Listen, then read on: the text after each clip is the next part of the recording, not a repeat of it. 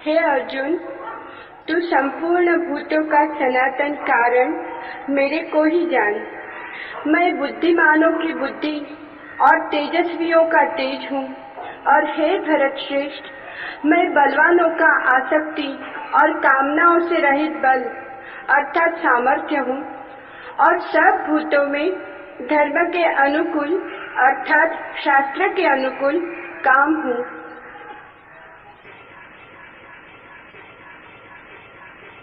परमात्मा स्वयं अपना परिचय देना चाहे तो निश्चित ही बड़ी कठिन बात है।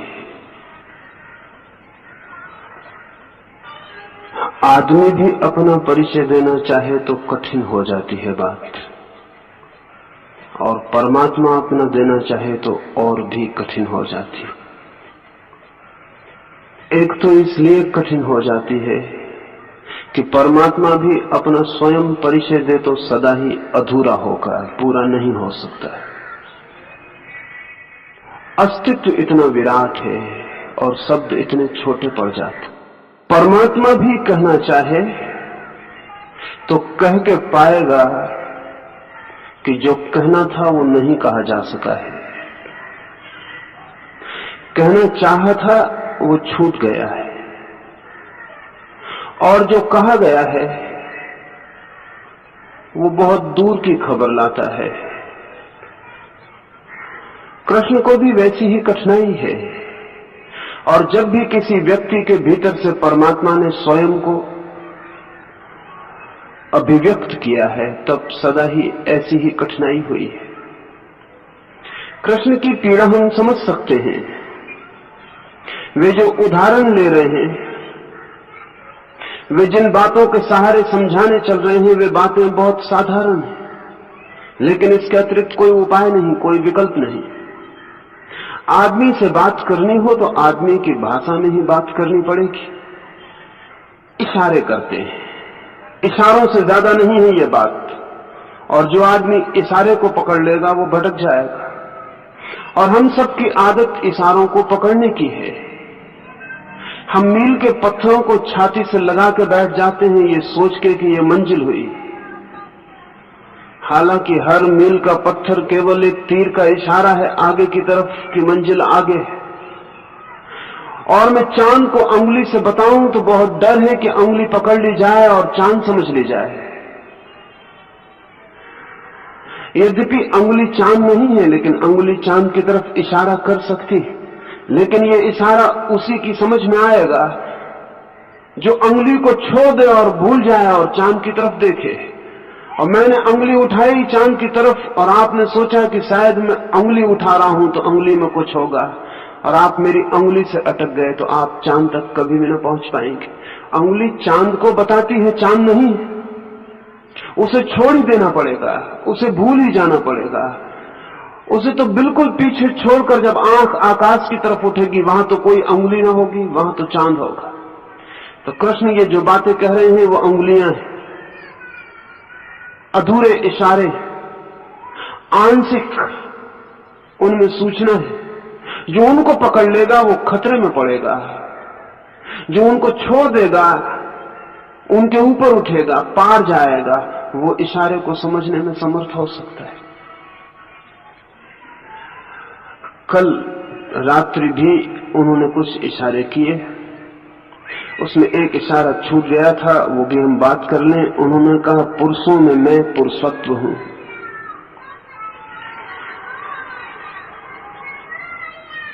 पुरुषों में पुरुषत्व, पुरुष नहीं।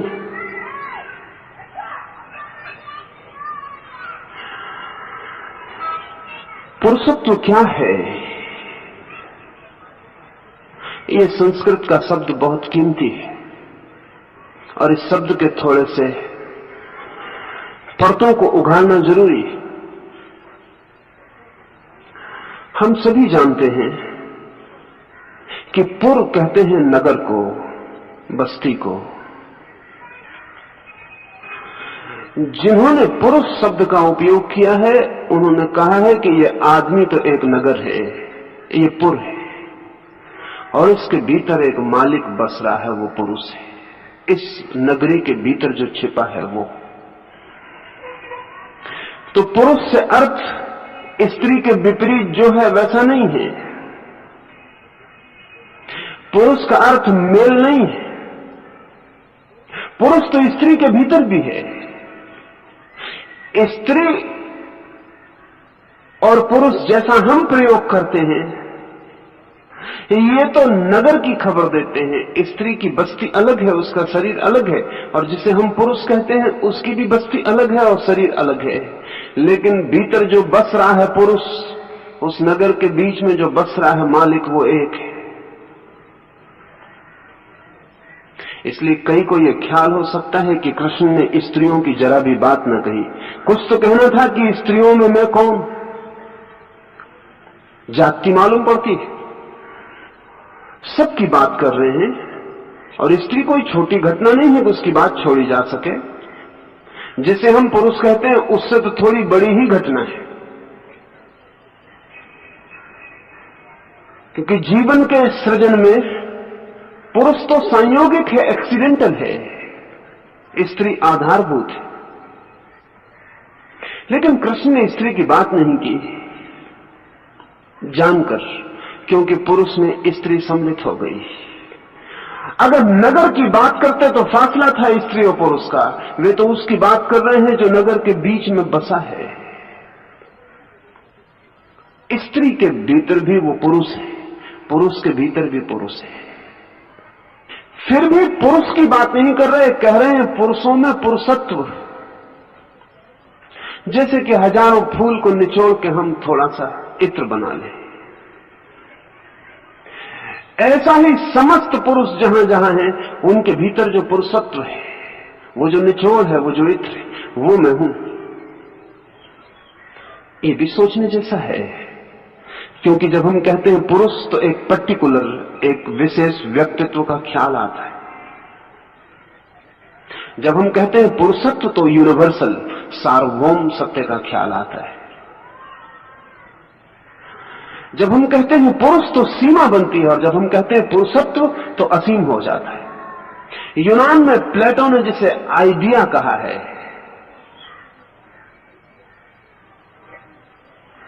प्रत्यय कहा है। पुरुषत्व एक प्रत्यय है, एक आइडिया है।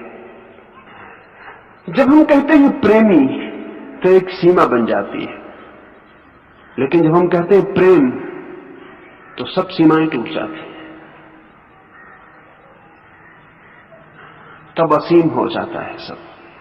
जब हम कहते हैं पुरुष तो एक रेखा खिंच जाती है चारों ओर। जब हम कहते हैं पुरुषत्व तो विराट आकाश की तरह सब विस्तीर्ण हो जाता है।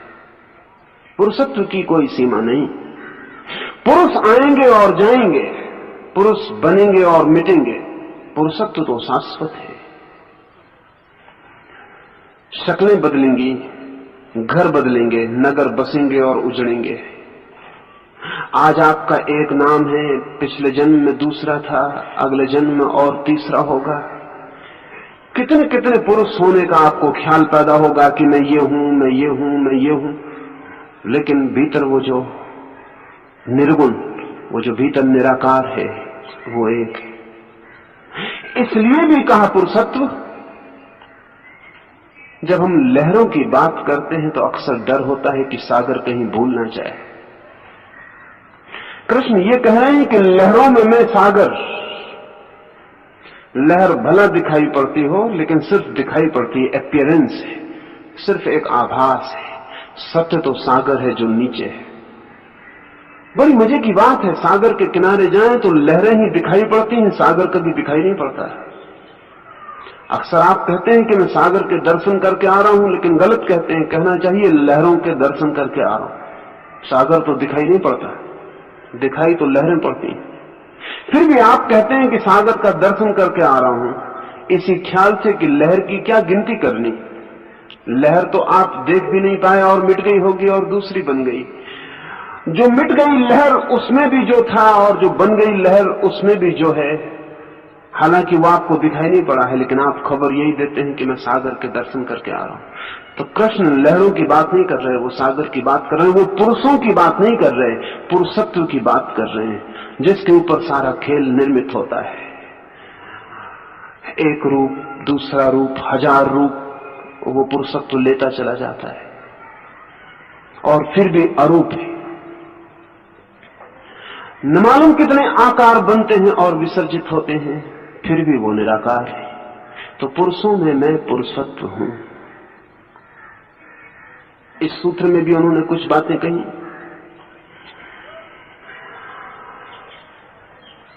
और कुछ कीमती बातें कही। कहा है वासना से रहित, काम से रहित वीरों का वीर्य हूं। वासना से रहित, कामना से नहीं रहित वीरत्व हूं, वीरता हूं। आदमी वासना में डूबकर बड़े वीरता के कार्य कर सकता है, लेकिन कृष्ण कह रहे हैं कि मैं तब, मनुष्य के भीतर वो जो वीर्य की ऊर्जा घटित होती है, मैं तब वो हूं जब वहां काम ना हो, वासना ना हो। आपको ख्याल दिलाना चाहूंगा, महावीर का जन्म का नाम वर्धमान था, बाद में दिया गया नाम महावीर, और महावीर नाम दिया गया उस वीरता की वजह से जिसकी कृष्ण चर्चा कर रहे हैं। महावीर किसी से लड़े नहीं,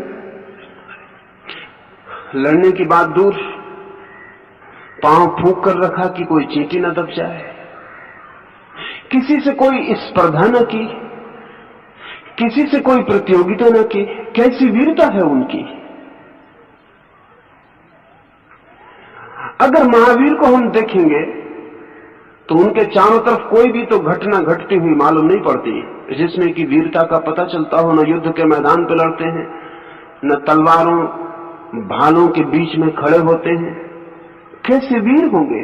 लेकिन इस मुल्क ने उनको महावीर कहा, इस मुल्क ने इस सूत्र की वजह से महावीर कहा।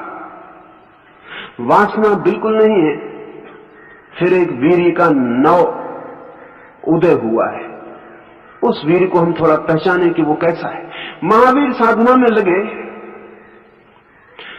कठोर तपस्या में डूबे, भूल गए जगत को, याद रखा अपने को ही। नग्न खड़े होते थे गांव के बाहर, लोग सताने लगे। एक दिन सुबह ऐसी घटना हुई, एक ग्वाले ने आके अपनी गायों को वहां चराने के लिए छोड़ा, फिर उसे कुछ काम आ गया तो उसने खड़े हुए महावीर से कहा कि सुनो, जरा मेरी गायों को देखते रहना, मैं अभी लौट कर आता हूं। जल्दी में था, उसने ये भी फिक्र न की कि ये नग्न खड़ा हुआ साधु कुछ बोला नहीं, या सोचा होगा कि मौन सम्मति का लक्षण है, चला गया। दोपहर जब वापस लौटा तो महावीर तो अपने दूसरे ही लोक में थे। लौटा तब तक गायें चरती हुई दूर निकल गई थी। महावीर से बहुत पूछा, वो कुछ न बोले, आंख बंद किए खड़े थे, खड़े रहे। सोचा कि या तो यह आदमी पागल है या चालाक है। गायें या तो चोरी चली गई, इस आदमी का हाथ है कुछ, और या फिर यह आदमी पागल है या गूंगा है या बहरा है। वो गायों को ढूंढने गया, जंगल भर में घूम आया, लेकिन गायें न मिली। और जब सांझ महावीर के पास से निकलता था, गायें चर के लौट आई थी, वो महावीर के पास वापस बैठी थी। तब तो पक्का शक हो गया। सोचा कि आदमी बेईमान है, मुझे धोखा दिया, गायों को छिपाया रहा, अब रात में लेके निकल जाएगा। उसने महावीर को गालियां दी, मारा, कान में लकड़ियों की खूंटियां ठोंक दी, क्योंकि ये देख के कि तू समझ रहा है कि तू बहरा है, सुनता नहीं, तो हम तेरे बहरेपन को पूरा किए देते हैं। कान में उसने खूंटियां ठोंक दी, खून लहूलुहान महावीर के कान से खून बहने लगा। वो खूंटियां ठोक के अपनी गायों को लेके चला गया। मीठी कथा है कि देवता पीड़ित और परेशान हुए और इंद्र ने आके महावीर से कहा कि क्षमा करें, हमें आज्ञा दें ताकि हम आपकी रक्षा कर सकें।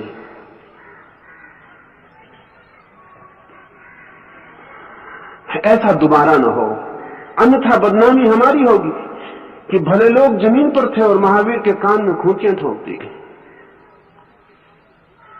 हमें आज्ञा दें। महावीर ने आंख खोली और कहा, वो ग्वाला भी अपने ढंग से मुझे विचलित करने आया था, तुम अपने ढंग से मुझे विचलित करने आए हो। मुझे छोड़ दो, मुझ पर जो भी होना है मुझे अकेले पर होने दो। जन्मों जन्मों बहुत तरह के साथ मैंने लिए, सब साथ व्यर्थ गए, अब मैं अकेला हूं। जन्मों जन्मों न मालूम कितने कंधों पर हाथ रखे और सोचा कि वो साथी बनेंगे, कोई साथी कभी बना नहीं, अब मैं अकेला हूं। अब ये वीरता दिखाई नहीं पड़ेगी बाहर किसी युद्ध के मैदान में, लेकिन युद्धों में जो वीर है वो बच्चे हैं। महावीर की वीरता यह है कि वो कहते हैं अब संगी और साथी न बनाऊंगा, अब अकेला काफी हूं। जन्मों जन्मों बहुत संगी साथी बनाए, सब व्यर्थ हो गए, पाया आखिर में कि अकेला हूं, अब मुझे तुम अकेला ही होने दो। और एक तरह से वो विचलित करने आया था, तुम दूसरी तरह से विचलित करने आए हो। इंद्र ने कहा, आप हमें गलत ना समझे, हम आपको विचलित करने नहीं, सिर्फ रक्षा करने आए। महावीर ने कहा कि जिनने भी मेरे लिए सदा वचन दिए रक्षा करने के, और जिन्होंने कहा हम रक्षा करेंगे, वो ही थोड़े दिन में मेरे कारागृह बन गए। जिनने भी कहा था कि हम रक्षा करेंगे, जिनने भी कहा था हम साथ देंगे, संगी बनेंगे, दुख से बचाएंगे, आखिर में मैंने पाया कि वही मेरे दुख के कारण बने और वही मेरे कारागृह की दीवाने बने। अब नहीं, अब मैं अकेला काफी हूं। अब सुख हो कि दुख, मैं अकेला काफी हूं, तुम मुझे मुझ पर छोड़ दो। महावीर ने कहा है, एक ही वीरता है इस पृथ्वी पर अकेले होने का साहस, the courage to be alone. बहादुर से बहादुर आदमी भी अकेला नहीं हो सकता, कम से कम तलवार तो साथ में रखता ही। इसलिए जिसके हाथ में तलवार देखें समझ लेना कि भीतर कायर छिपा है, नहीं तो तलवार किसके लिए। महावीर नग्न खड़े, हाथ में एक लकड़ी का टुकड़ा भी नहीं। कृष्ण कहते हैं, जिसकी वासना हट गई, जिसका काम हट गया, उसमें मैं वीरी हूं, उसमें मैं बल, उसका मैं बल हूं। इसमें एक बात और समझ लेने जैसी है, जहां भी काम वासना है वहां वीर होना उसी तरह आसान है जैसे किसी आदमी को शराब पिला दी जाए और लड़ने को भेज दिया जाए। नशे में बहादुर हो जाना आसान है क्योंकि नशे में आदमी मूर्छित होता, इसलिए हाथियों को जब युद्ध पर भेजते हैं तो शराब पिला के भेजते हैं, क्योंकि मरने का ख्याल ही नहीं रह जाता, होश ही नहीं रह जाता। काम वासना भी एक जहर है, एक इंटॉक्सिकेंट। और जब आप काम वासना से भरते हैं तो काम वासना से भरा हुआ आदमी आग लगे मकान में प्रवेश कर सकता है। हमने तुलसीदास की कहानी हम सबने सुनी। काम वासना से भरा हुआ आदमी मुर्दे को नदी में हाथ का सहारा लगा के पार हो गया। उसे पता न चला कि मुर्दा है। उसने समझा कि कोई लकड़ी का टुकड़ा है, इसके सहारे में पार हो जाऊं। तुलसीदास लटके हुए वर्षा की अंधेरी रात में छज्जे से लटके हुए सांप को रस्सी समझ के ऊपर चढ़ गए। रस्सी दिखाई पड़ी, सांप दिखाई ना पड़ा, आंखें अंधी थी। वासना ही क्या जो अंधा न कर जाए। कोई कह सकता है कि बड़े बहादुर रहे होंगे तुलसीदास, सांप को पकड़ के चढ़ गए, कम बहादुर है। लेकिन तुलसीदास नहीं चढ़े सांप को पकड़ के, सांप को पकड़ के वासना चढ़ी। वासना अंधी, उसमें कोई बहादुरी नहीं होती। तुलसीदास नहीं चढ़े सांप को पकड़कर। तुलसीदास को सांप दिख जाता तो भाग खड़े होते, वो दिखाई नहीं पड़ा, आंखें अंधी थी। जब आंखें खुली, जब पता चला कि क्या किया है। तीव्र वासना के क्षण में आप मूर्छित होते हैं, बेहोश होते हैं। बेहोशी में बल का कोई अर्थ नहीं है। पागल होते हैं, पागलपन में बल का कोई अर्थ नहीं है। इसलिए कृष्ण उसे काट देते हैं। वो कहते हैं काम वासना को छोड़कर, बलवानों का मैं बल हूं। और भी एक बात कहते हैं इसी संदर्भ में, ये भी कहते हैं कि जो धर्म से भरा है उसकी मैं काम वासना भी हूं।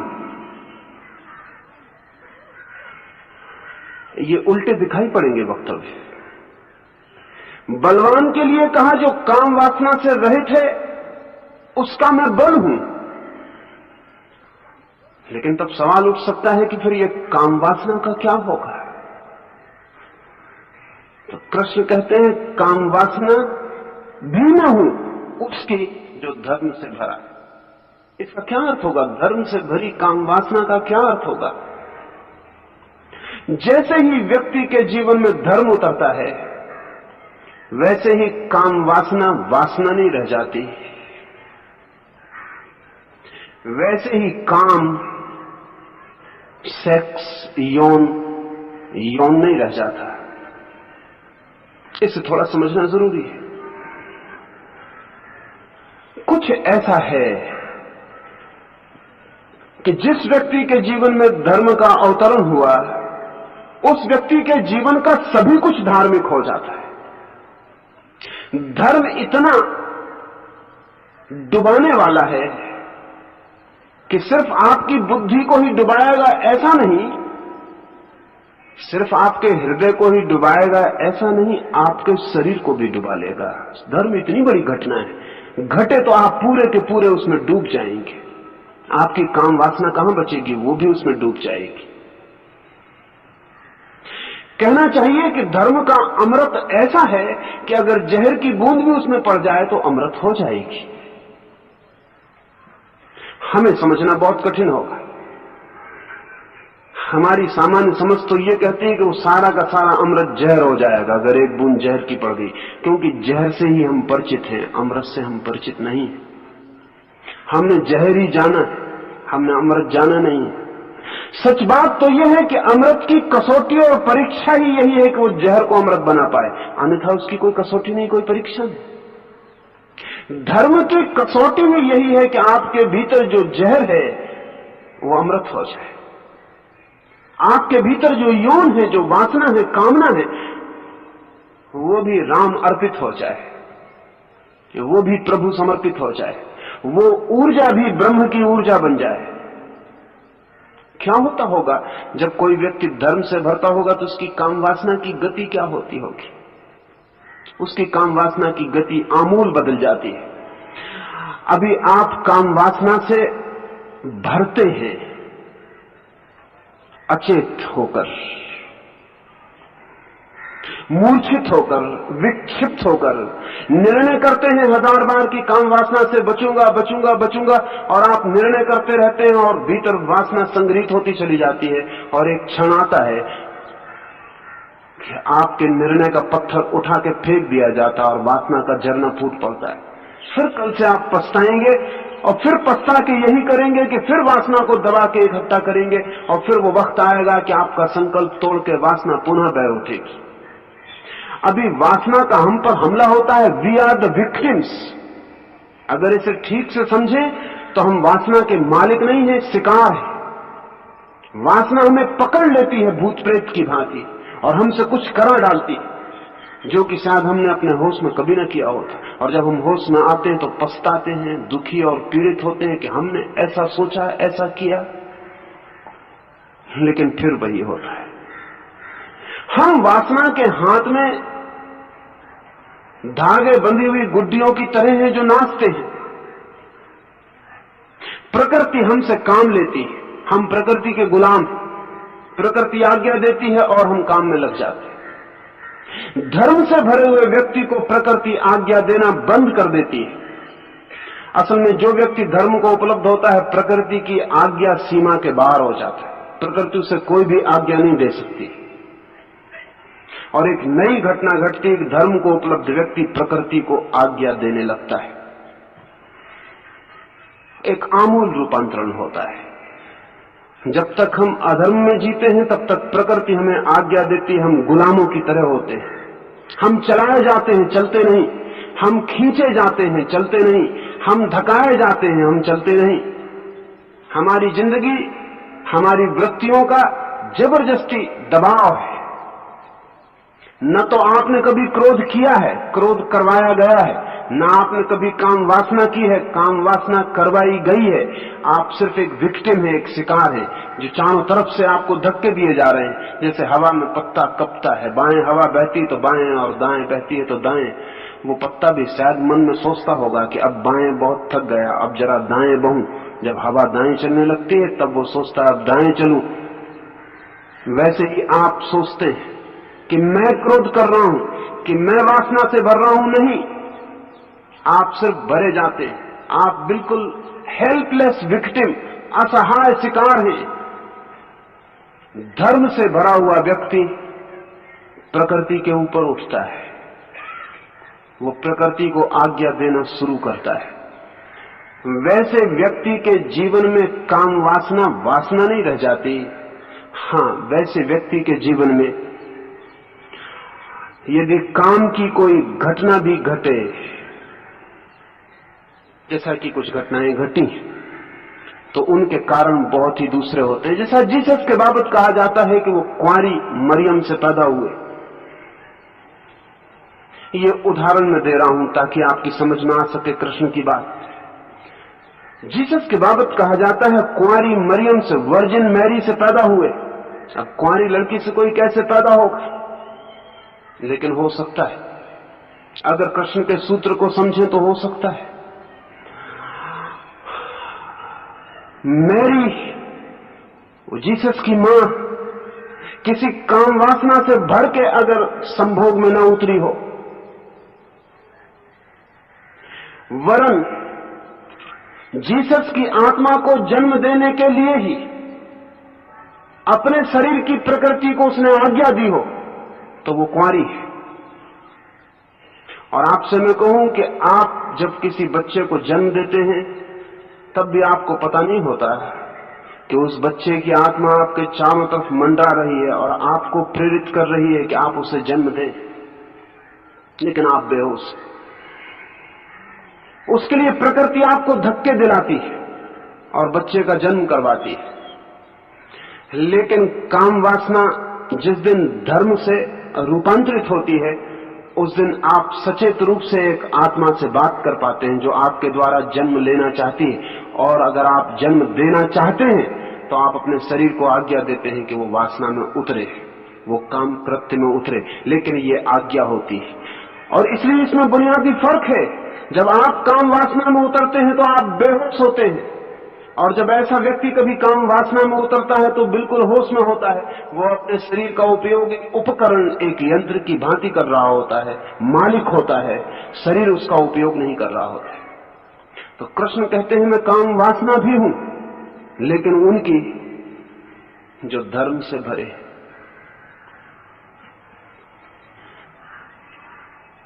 जीवन में बहुत से सत्य खोज लिए थे जो धीरे धीरे बार बार खो जाते हैं। उनमें से एक सत्य ये भी था, इस संदर्भ में एक बात आपको कहना चाहूंगा। आज सारी पृथ्वी पर संतति निरोध का आंदोलन है। सब जगह किसी भी तरह आने वाले बच्चों को रोकना है,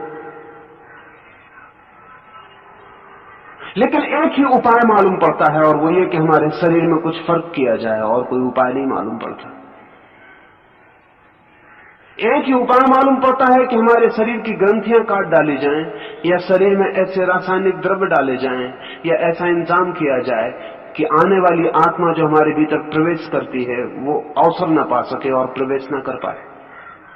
ये बड़ी असहाय स्थिति है। इससे अन्यथा नहीं हो सकता क्या? लेकिन आदमी को देख के नहीं कहा जा सकता कि हो सकता है। दूसरी बात भी हो सकती है। कृष्ण के सूत्र से वो बात दूसरी निकलती। हम व्यक्तियों को इतना सचेतन बना सकते हैं, शरीर को बदल के नहीं, उनकी चेतना को बदलकर, कि जब कोई आत्मा उनसे निवेदन करे कि वो जन्म देने वाले बने तो वो इंकार कर सके, या जरूरत हो तो जन्म दे सके। इस संबंध में मैं आपसे ये भी कहना चाहता हूं कि हजारों वर्ष तक भारत ने इसका प्रयोग किया है। इस बात के सैकड़ों प्रमाण हैं। इस बात का प्रयोग किया गया है। इस प्रयोग की पूरी साइंस विकसित की गई थी। जैसे कि आपने अगर महावीर या बुद्ध का जीवन पढ़ा हो, तो इस मुल्क ने एक पूरा का पूरा ड्रीम एनालिसिस, एक स्वप्न विज्ञान निर्मित किया था।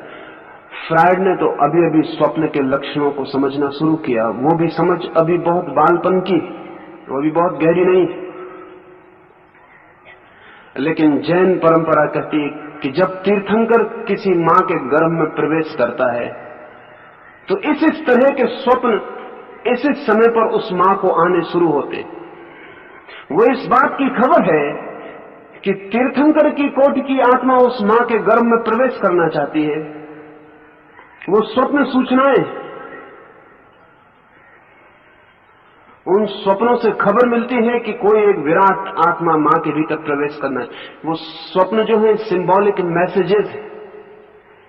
और ये बड़े मजे की बात है कि जैनों के 24 तीर्थंकर बहुत लंबे फासले पर हुए, अंदाजन कम से कम 10,000 साल का फासला, कम से कम, इससे ज्यादा हो सकता है। लेकिन उनकी माताओं को आने वाले स्वप्नों का क्रम एक। वो स्वप्न सूचक हैं।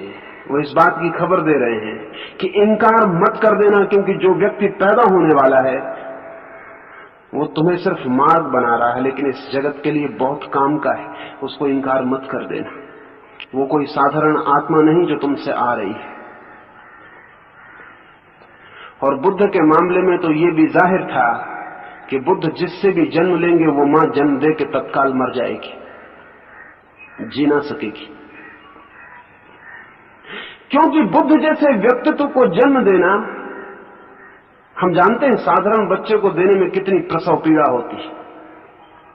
साधारण बच्चे को जन्म देने में कितनी प्रसव पीड़ा होती है, लेकिन शरीर को ही पीड़ा होती है। बुद्ध जैसे व्यक्ति को जन्म देने में आत्मा तक प्रसव पीड़ा का प्रवेश होता है।